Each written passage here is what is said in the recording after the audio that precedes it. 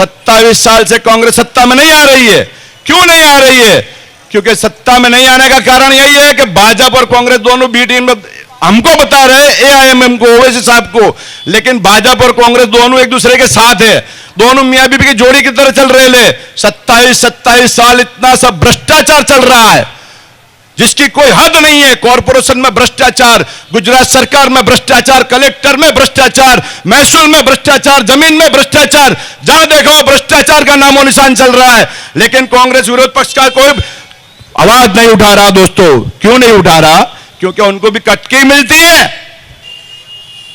कटकी मिलेगी, जेब भराएगी तो थोड़ी कोई बोलेगा, नहीं बोलेगा। क्योंकि मेरा भी तो होता है ना भाई। मैं ऐसे कई नेताओं को जानता हूं भारतीय जनता पार्टी के, और ऐसे कई नेता कांग्रेस के भी जानता हूं जिनका आसम रोड पे कॉम्प्लेक्स भागीदारी में चल रहा है। मेरे पास उसके एविडेंस भी, अगर किसी को चाहिएगा तो मैं दूंगा एविडेंस उसके। आसम रोड पे कॉम्प्लेक्स भाजपा और कांग्रेस के नेताओं के भागीदारी में बिल्डिंग कंस्ट्रक्शन चल रहे हैं। अरे आपने दूर जाने की जरूरत नहीं, अपने विशाला पे भी भाजपा और कांग्रेस के कंस्ट्रक्शन में भागीदारी है भाई। दूर कहां जाते हो? तो फिर सत्ता कहां से आएगी कांग्रेस की? और कांग्रेस ने दोनों मिले हुए हैं मेरे दोस्तों और मेरे मां बहनों। मैं आपसे गुजारिश करता हूं, एक हमदर्द चुनो, एक अच्छा इंसान चुनो जो समझ सकता है तुम्हारी आवाज को पार्लियामेंट में मर्द की तरह उठाता है कोई कांग्रेसी एमपी में ताकत के पार्लियामेंट में आवाज उठावे? कोई नहीं बोलेगा, ताली बजा के सब बैठ जाएंगे। पिछले दिन 2 दिन का गांधीनगर में विधानसभा सत्र बुलाया गया, बिल्किस बानो के नाम पे हो हा करी और सब बाहर निकल गए। कांग्रेस के और धारासभ्य सब बाहर निकल गए और बीजेपी ने बहुमति के साथ अपने सारे विधेयक पास कर दिए। अपने को बताते हम विरोध करते हैं, विरोध नहीं करते भाई। तुम पहले से सेटिंग करते हो उसके अंदर जाके ना कि तुम्हारे हुआ करने की, और हुआ करने के बाद तुम्हारे बाहर निकल जाने का। हम तुमको बाहर निकल देंगे, वॉकआउट करो तुम, हम हमारे सारे विधायक जितने भी हैं कायदे से और गैर कायदे से सब पास कर देंगे, जिसका कोई विरोधी नहीं होगा। अहमदाबाद शहर के वाइस प्रेसिडेंट जनाब सलीम भाई अजमेरी से गुजारिश करूंगा वो आगे अपने विचार रखें। सलीम भाई अजमेरी। अस्सलाम वालेकुम दोस्तों। क्या है, सलाम का जवाब भी नहीं है भाई क्या? अस्सलाम वालेकुम। बहुत आवाज बहुत स्लो आ रही है, लगती है विधानसभा में हम कुछ कर पाएंगे नहीं, ऐसा लग रहा है आप लोगों की आवाज से। आवाज ऐसी निकलनी चाहिए यहां से कि मोदी के कान में गूंजनी चाहिए। आवाज ऐसी निकलनी चाहिए यहां से मोदी और अमित शाह के कान में गूंजनी चाहिए कि जुआपुरा की जनता ने ठान ली है, हिंदूवाद नहीं चलेगा और मुस्लिमवाद पे हम जाएंगे और ओवैसी साहब के साथ देंगे। पिछले कई साल से हम देखते आए हैं, पिछले 27 साल कोई छोटी बात नहीं है मेरे दोस्तों, मेरे मां बहनों। 27 साल से कांग्रेस सत्ता में नहीं आ रही है। क्यों नहीं आ रही है? क्योंकि सत्ता में नहीं आने का कारण यही है कि भाजपा और कांग्रेस दोनों बी टीम में, हमको बता रहे एआईएमएम को, ओवैसी साहब को, लेकिन भाजपा और कांग्रेस दोनों एक दूसरे के साथ है। दोनों मियां बीबी की जोड़ी की तरह चल रहे ले।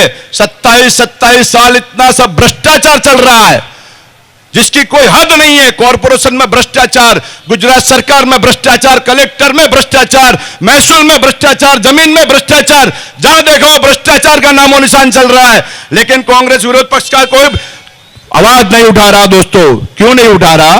क्योंकि उनको भी कटकी मिलती है। कटकी मिलेगी, जेब भराएगी तो थोड़ी कोई बोलेगा, नहीं बोलेगा। क्योंकि मेरा भी तो होता है ना भाई। मैं ऐसे कई नेताओं को जानता हूं भारतीय जनता पार्टी के, और ऐसे कई नेता कांग्रेस के भी जानता हूं जिनका आसम रोड पे कॉम्प्लेक्स भागीदारी में चल रहा है। मेरे पास उसके एविडेंस भी, अगर किसी को चाहिएगा तो मैं दूंगा एविडेंस उसके। आसम रोड पे कॉम्प्लेक्स भाजपा और कांग्रेस के नेताओं के भागीदारी में बिल्डिंग कंस्ट्रक्शन चल रहे हैं। अरे आपने दूर जाने की जरूरत नहीं, अपने विशाला पे भी भाजपा और कांग्रेस के कंस्ट्रक्शन में भागीदारी है भाई। दूर कहां जाते हो? तो फिर सत्ता कहां से आएगी कांग्रेस की? और कांग्रेस ने दोनों मिले हुए हैं मेरे दोस्तों और मेरे मां बहनों।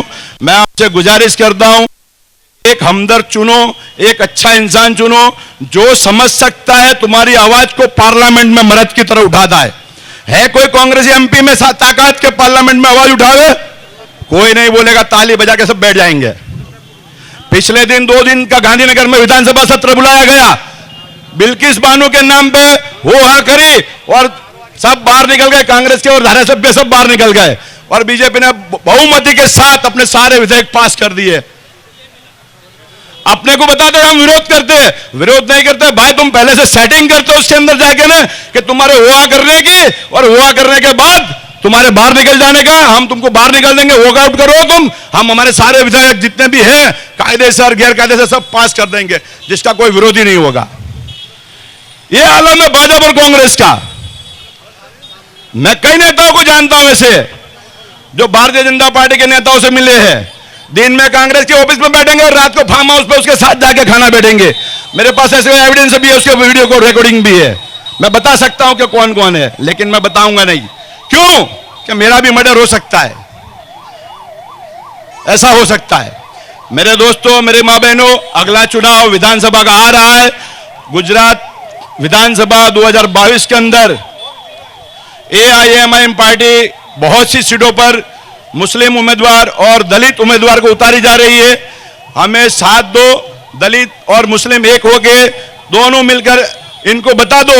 मैं एक बात कहना चाहूंगा, और 2-5% के लोग गुजरात में भी सत्ता में राज करते और दिल्ली में भी सत्ता में राज करते।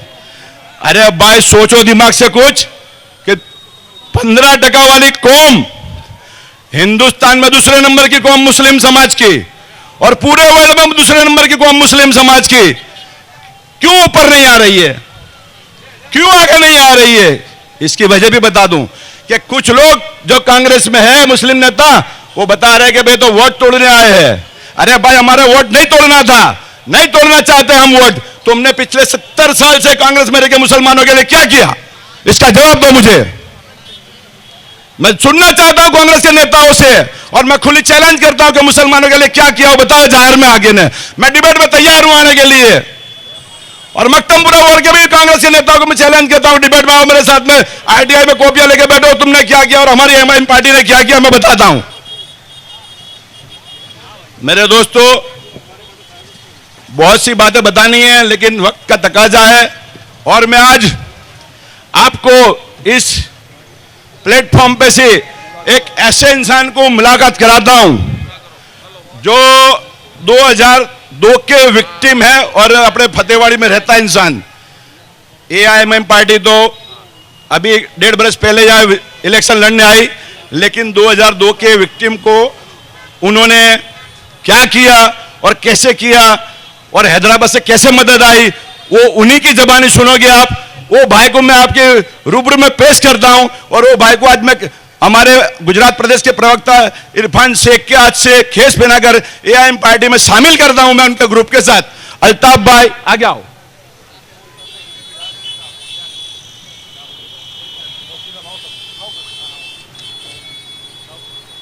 इनको तालियों से बजा लेंगे अपना AIM पार्टी ज्वाइन करने के लिए। गोधरा के विक्टिम है, आप इनकी जबानी मोह जबानी सुनिए कि हैदराबाद से क्या मदद मिली और यहां से क्या मदद मिली।